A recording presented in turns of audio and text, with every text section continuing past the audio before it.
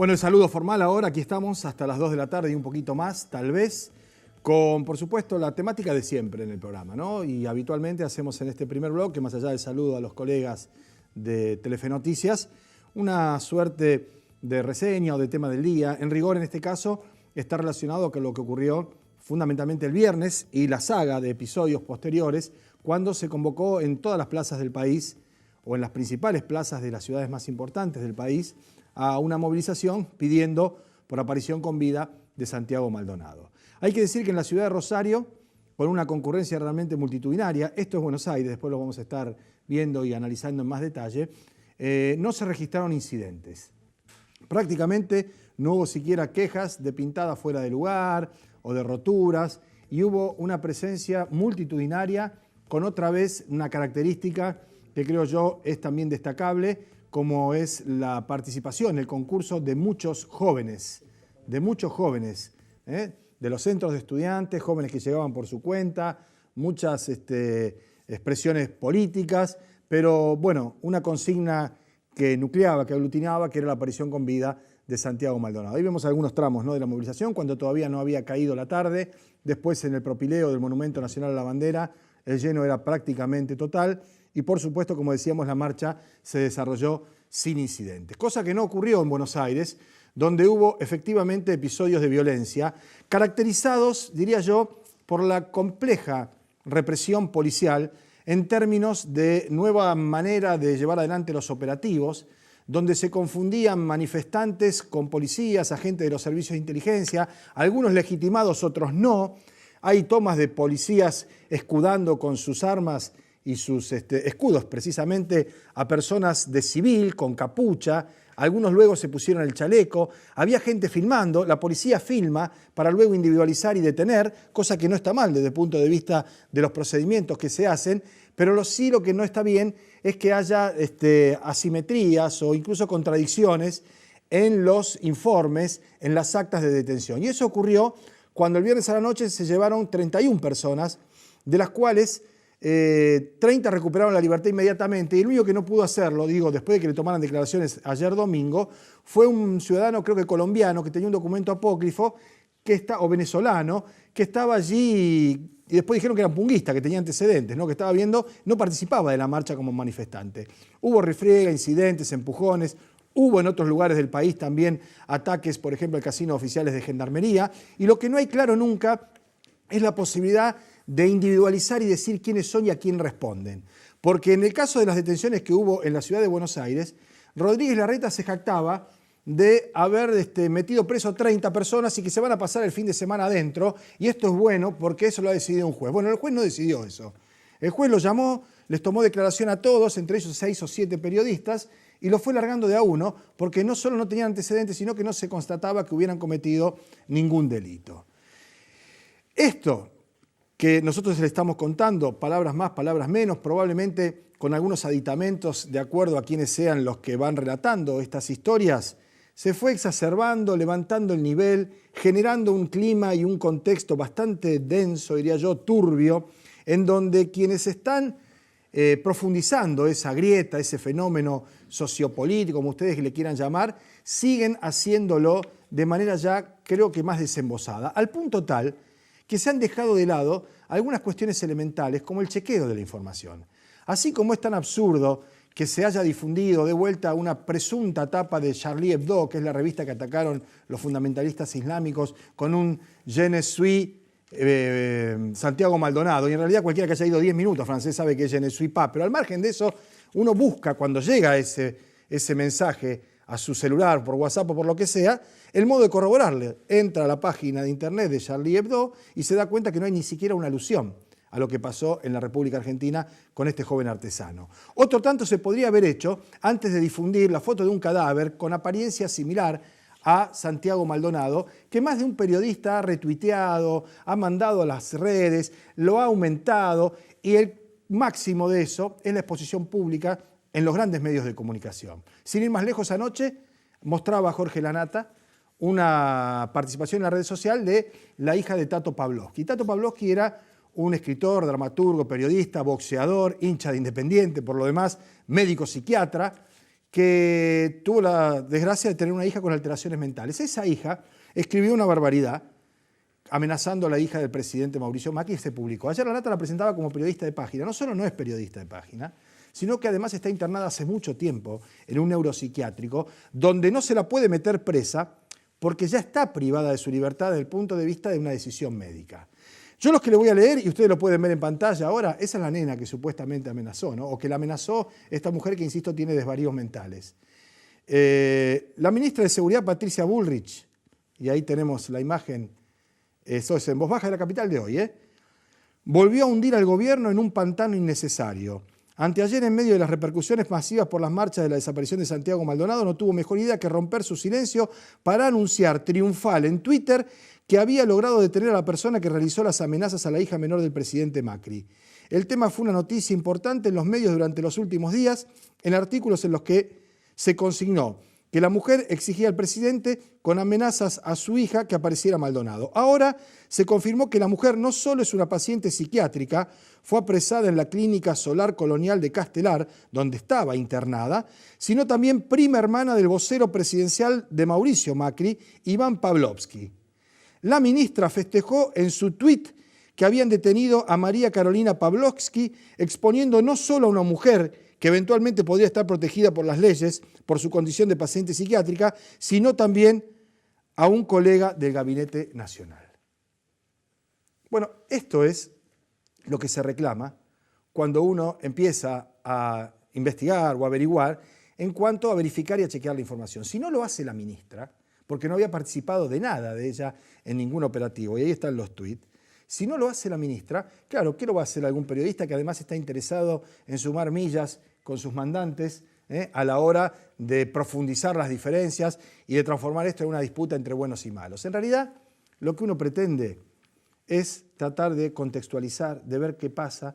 El hecho de que haya hombres de civil en las marchas, no son todos manifestantes, hay servicio de inteligencia, fue desde siempre, pasó siempre, lo hemos declamado y denunciado siempre.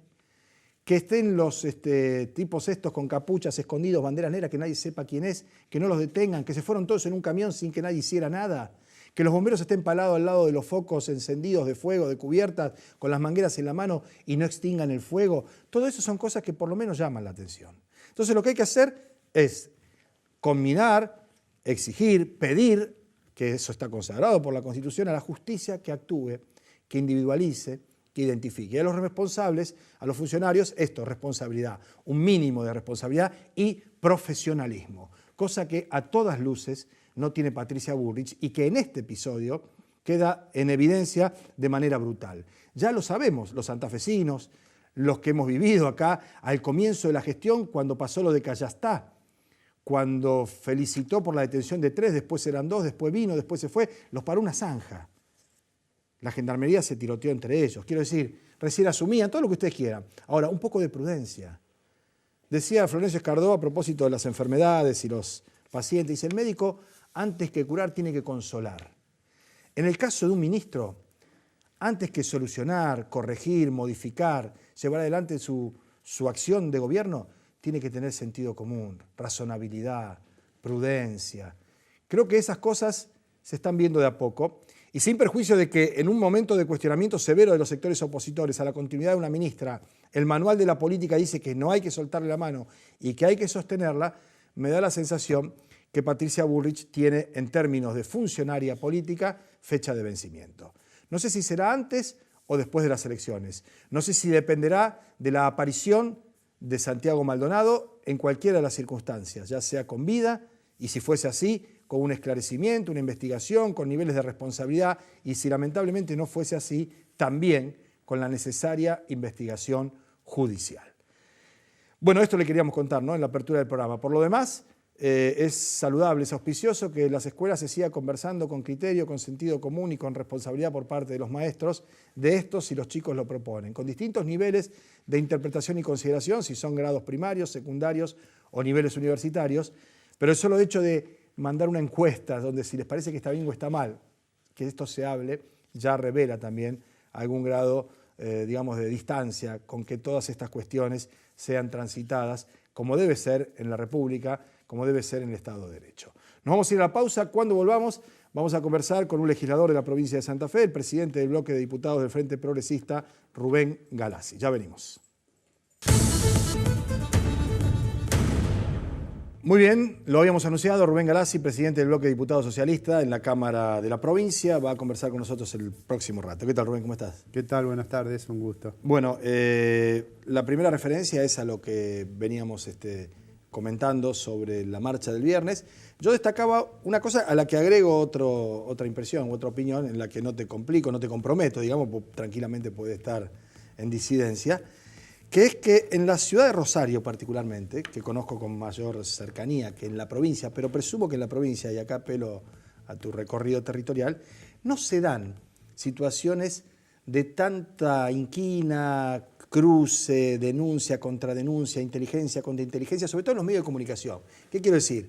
Acá no hay bestialidades como yo he escuchado y visto en Ciudad de Buenos Aires, en el capital, en los canales porteños, de cosas que se muestran sin chequear, de cosas que se dicen alegremente, de operaciones espantosas, de sobreactuaciones, ya sea del sector vinculado al gobierno, que respalda al gobierno, o de quienes se oponen a cualquier cosa que venga pintada de amarillo, ¿no? Quiero decir, me parece que acá hay un nivel de criterio, sensibilidad, no sé si civilización es la palabra, de seriedad en cuanto al tratamiento informativo y periodístico, con excepciones alguna que habrá, pero son eso. No es la moneda corriente en donde uno tiene que estar permanentemente esperando a ver de dónde viene la cosa, ¿no?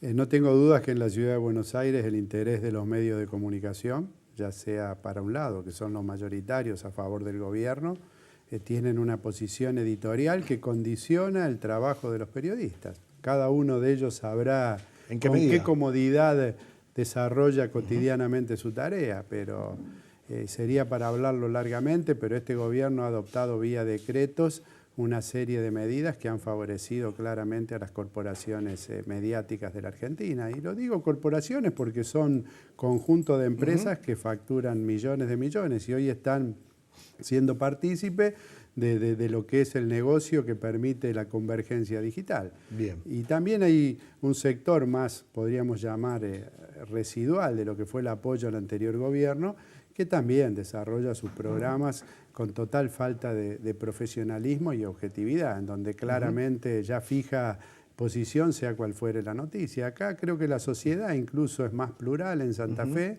y además es más exigente con la verdad, y eso es lo que no hay que perder de vista. El fin último es la verdad, más allá de la ideología con que uno se plantea ante la realidad. Sí, les digo a los televidentes, algún oyente habrá porque estará lavando los platos la señora a la que cambiamos de horario, o el señor, no estaría mal, en casa es así, que Rubén Galassi, antes de, digamos, dedicarse de lleno a la actividad política, ejerció el periodismo durante 20 años, en algunos tramos juntos, ¿no? Allá por los 80, al final de los 80, en el programa Los Mejores, donde Rubén hacía un trabajo periodístico diario, compartíamos el aire, ¿no?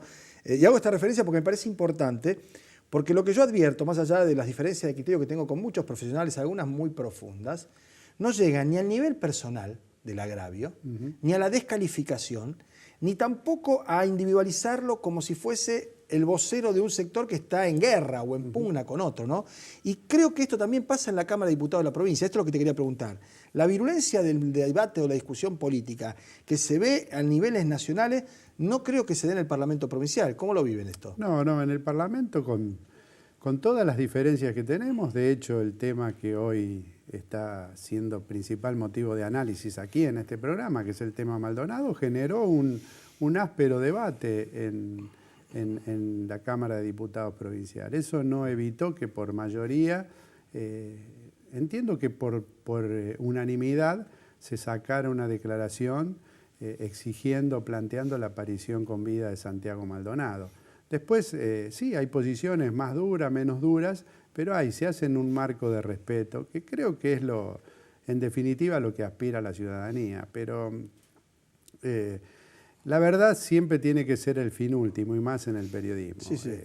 Bueno, está la frase que tanto nosotros los que estamos en la profesión conocemos, de que la primera víctima de una las guerra guerras es la verdad. es la verdad. Sí, sí. Y cuando, y acá hay planteadas situaciones casi no hablo de en una ese guerra, nivel, ¿no? pero cuando la confrontación Sí, están pierde todo tipo de límites nacionalidad.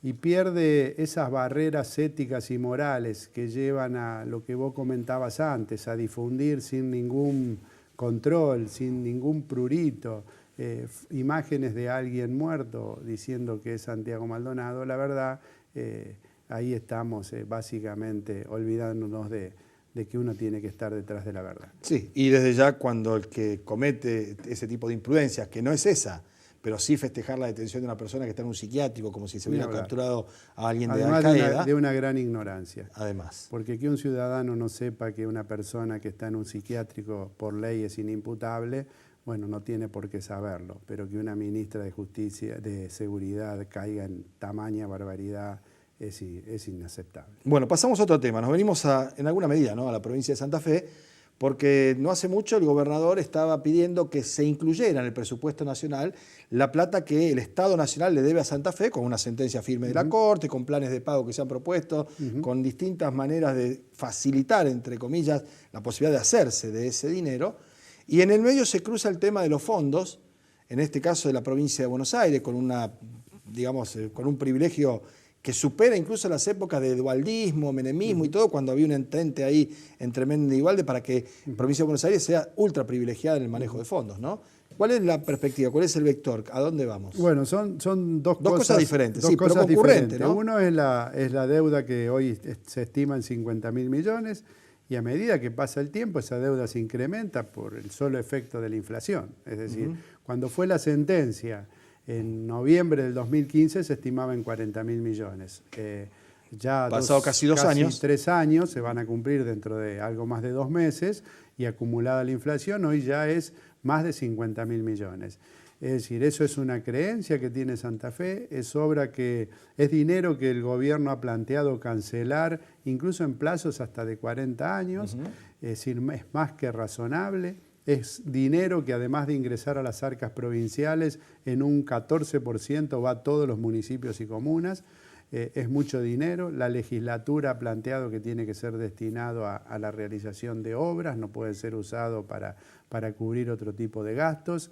Es decir, es algo que el gobierno nacional, nadie pretende que se cancele de un día para otro, pero que ya a casi 3 años dé una señal de vocación, algo, claro, de voluntad de pago y que uno empiece a proyectar, así sea en 5, en 10, o incluso como planteó el propio gobernador Lifchitz, parte de la deuda incluso en títulos a 40 años. Claro. Pero uno tiene la posibilidad de negociarlo y certeza de cuándo lo va a cobrar. E incluso hasta de obtener una rentabilidad con esos títulos para reinvertir. Bien. Hasta ahora no hay señales a pesar de... Y cambiaron los ministros, ¿no? Fue Prat Gay, ahora es Duhovne, antes había hablado Frigerio. El gobierno nacional dice, nosotros ya le dejamos de descontar, como si fuera una concesión gratuita. Y en realidad es un fallo de la justicia. Si no podrían hacerlo, sin incurrir en una falta, ¿no? Exacto, bueno, sin incurrir en un incumplimiento de deberes fallo de la Corte Sí, Suprema. sí. Entonces, no han hecho más que cumplir con la justicia. Esto que sí depende de la vocación política, porque la Corte lo planteó en la instancia de la negociación. Paguen como puedan, pónganse de acuerdo, no hay nada. Así que aspiramos a que eso se resuelva.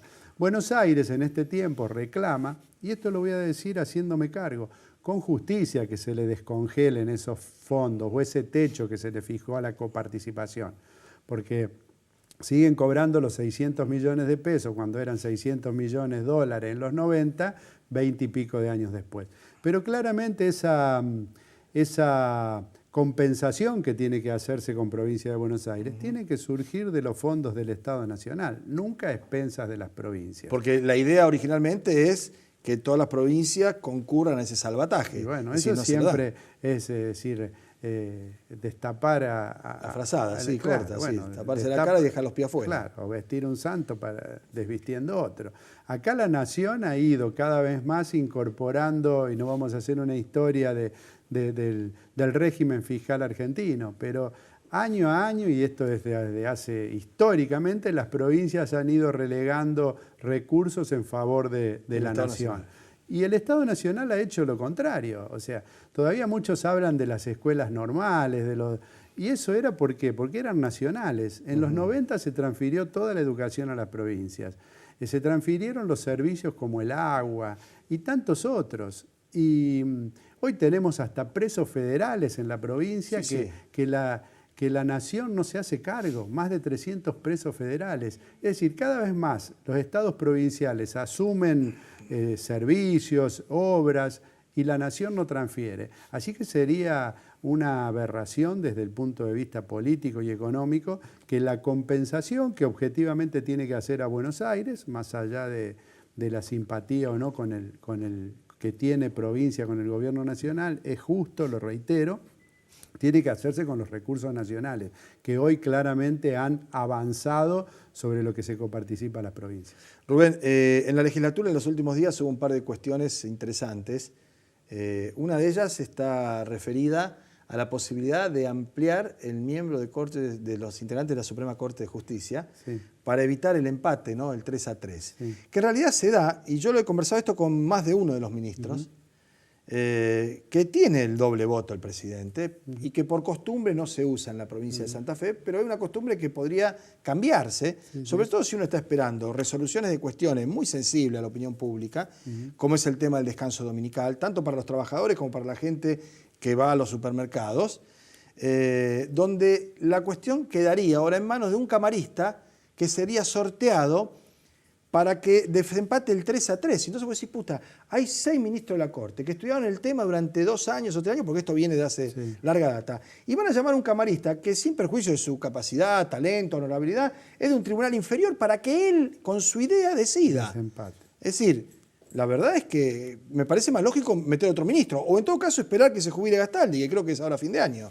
Y bueno, quedan 5 ministros y siempre 3-2 en el peor de los casos. En general, los ministros de la Corte, la mayoría de los ministros de la Corte de la provincia de Santa Fe tienen más edad que lo que establece la ley, la propia Constitución. Lo que pasa es que ha habido un fallo en su momento. Con lo de FAI, ¿no? Iribarren. Iribarren acá, en la provincia de Casiano Iribarren. En la provincia Iribarren. de Santa Fe, que permitió el tema de la continuidad más excederse en la edad. Bien. Eso es una cuestión. Creo que la salida para que sea la propia Corte podría ser el desempate del presidente, que para algo es el presidente, o ampliar a 7 miembros. La Constitución lo permite, o sea, la Constitución plantea que no pueden ser menos de 5, no establece un piso.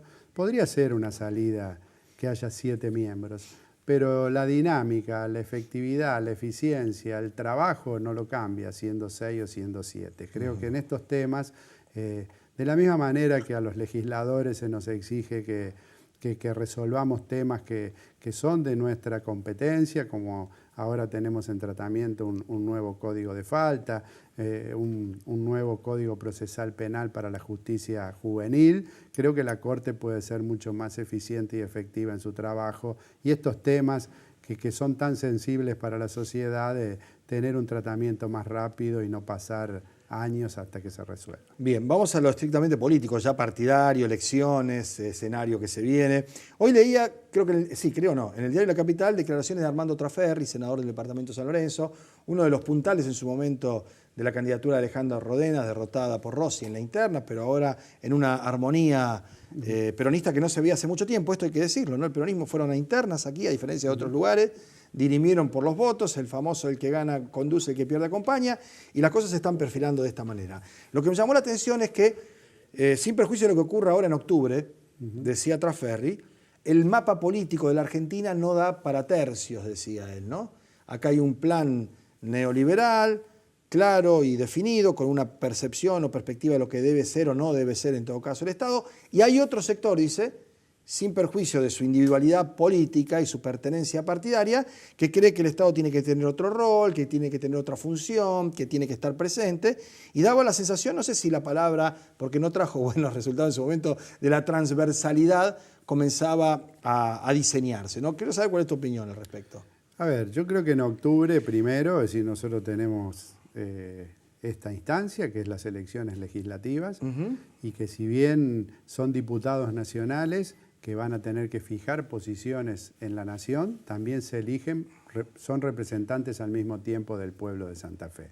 Y no tengo duda que Luis Contigiani es claramente el mejor candidato de los que han quedado. No porque sea de nuestra fuerza política, sino por su formación humanista, por su formación sólida en lo que tiene que ver con su tarea específica, que es el trabajo, la producción, sino que es una persona íntegra, honesta, que no roba. Es decir, las cosas que Contigiani puede decir y hacer, sería bueno pedírselas que las puedan decir y hacer los otros candidatos. Así que yo creo que tenemos un buen candidato, es un desafío.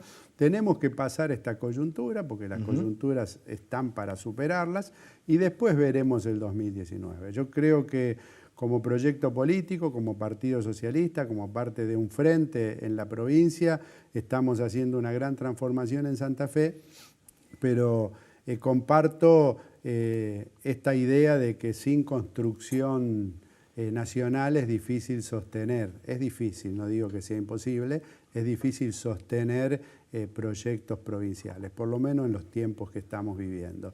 Y el 2019 va a ser un desafío. Bien. De cómo uno se planta ante una propuesta nacional. Sin ir más lejos, ahora lo que se llama como la Liga de Gobernadores Peronistas, que ellos se autodenominan así, van a hacer un reclamo vinculado a la coparticipación en el que el IFSI va a participar, porque el reclamo es justo, porque la causa la comparte y en algún punto es uno de los 2 o 3 gobernadores no peronistas y tampoco de Cambiemos que va a participar de una reunión, para decirlo de algún modo, con un reclamo hacia el gobierno nacional, ¿no? Sí, bueno, volvemos a lo de antes, o sea, a los gobiernos en general a lo largo de la historia. Menem llegó de La Rioja y fue fuertemente un gobierno centralista. Claro. Néstor Kirchner desde Santa Cruz y centralizó aún más los recursos, es decir, a Santa Fe no vino una sola vivienda.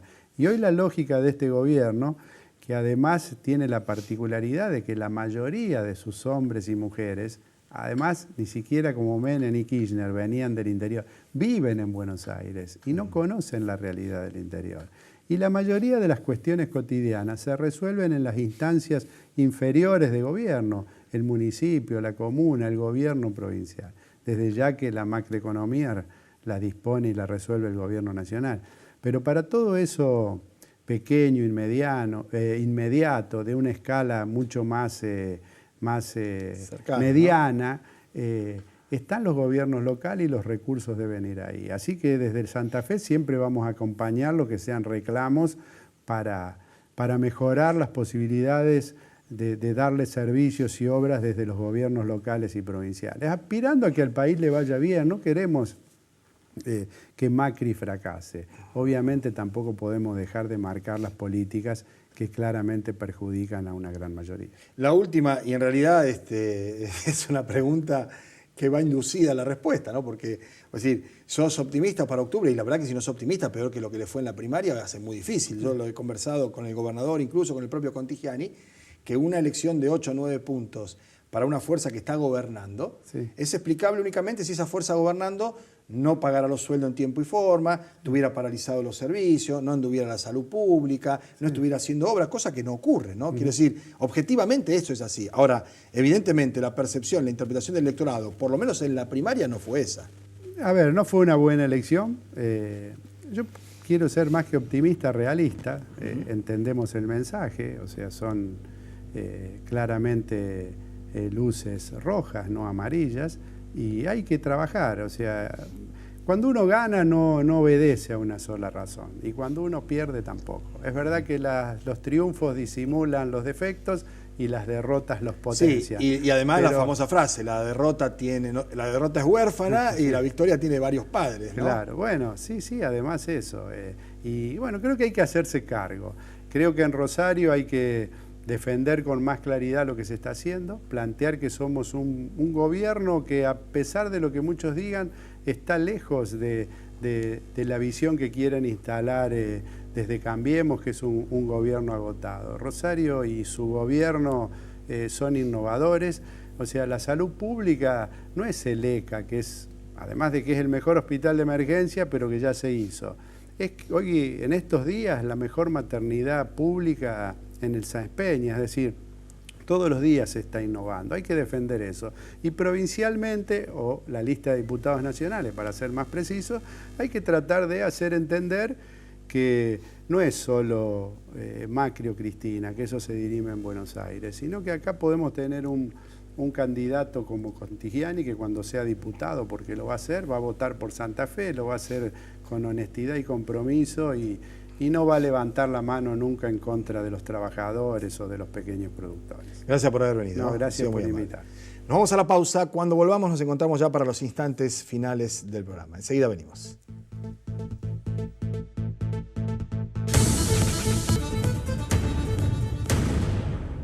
Bueno, muy bien, el último bloque del programa para referirnos a algo que tratábamos, no sé si tangencialmente, pero con el diputado Galassi, a partir de lo que supone la estructura del Estado con la división de poderes, ¿no? La Corte Suprema de Justicia de la provincia de Santa Fe es la instancia superior, final, del sistema judicial en esta provincia. Sistema judicial que está severamente cuestionado, observado por las distintas conductas de los integrantes de ese cuerpo, que tienen nombre y apellido, que pueden ser individualizados, que algunos son en alguna medida responsables de algún grado de desprestigio, otros la llevan puesta esa como consecuencia de pertenecer a este poder del Estado, pero es indudablemente, creo yo, el de más difícil renovación y depuración, precisamente por su propia estructura, por los mecanismos de designación, por el tema de la inamovilidad, que no está mal ni está objetado, pero que en algún punto debería también ser revisado. La Suprema Corte de Justicia de la provincia de Santa Fe, que tiene 6 miembros, tiene, como también lo decía el diputado Galassi, algunos de ellos que están ya superando la edad, efectivamente, que en el tema de la Constitución estaba estipulado. Yo no creo que los convencionales constituyentes, la última vez que se tocó la Constitución acá fue en el año 1962, tuvieran ninguna animosidad ni ninguna animadversión sobre la gente de mayor edad. De hecho, uno asocia generalmente, no siempre es así, veteranía con sabiduría. También la puede asociar a la veteranía con algún grado de cansancio, de relajamiento, de impas desde el punto de vista incluso hasta hormonal, si se quiere, para llevar adelante una tarea tan importante como es la de impartir justicia. Y da la sensación que en la Corte, por lo menos hay ya 2 o 3 ministros que tienen un nivel de saturación, de cansancio, de estrés, de desgaste, que probablemente sería bueno renovarlo. ¿Qué quiero decir con esto? Que sin hacer ni cacería ni persecuciones, aparte de algo que también es importante decir, cuando se mande eventualmente el pliego de algún ministro para reemplazar a otro que renuncie, se produzcan efectivamente alguna renuncia o alguna por jubilación o por voluntad propia de alguno de sus integrantes, será la primera vez en más de 10 años que un gobernador no peronista envíe el pliego al Senado para que sea aprobado. A ver si se entiende. Todos los ministros que están aquí en momento en funciones, Roberto Falistoco fue designado por el gobierno saliente de Víctor Reviglio cuando ingresaba Carlos Alberto Reutemann. Mario Netri, Spuller, Gastaldi y Gutiérrez fueron designados por Carlos Alberto Reutemann, o alguno de ellos por Jorge Obeid, lo mismo que Daniel Lerveta, que fue la última incorporación y que fue remitido el pliego, me acuerdo perfectamente, porque en algún momento Wiener, que ya era gobernador electo, objetó la oportunidad del envío, no a la persona, no a Daniel Lerveta, sino al momento en que se hacía esa designación. Lo objetó el propio Hermes Wiener y se aprobó en el Parlamento como corresponde. De manera tal que tenemos ministros de la Corte desde hace 10 años, 15, 20, 20 y pico en algunos casos. Y creo yo que no se soluciona el tema del 3-3 con uno menos en cuanto a la renuncia o uno más en cuanto a que se agregue, como ha pedido uno de los diputados, sino con la perspectiva de renovar, más o menos, ¿no? de entrar con nuevos aires al Poder Judicial. Pero esto es un tema para conversar sin urgencia, sin apuros, no es coyuntura, es algo que probablemente merezca el debate con otros sectores y con gente involucrada en el asunto. Para nosotros ha sido un gusto compartir este primer programa en este horario. Mañana 13:30 volvemos con los días contados. Hasta entonces.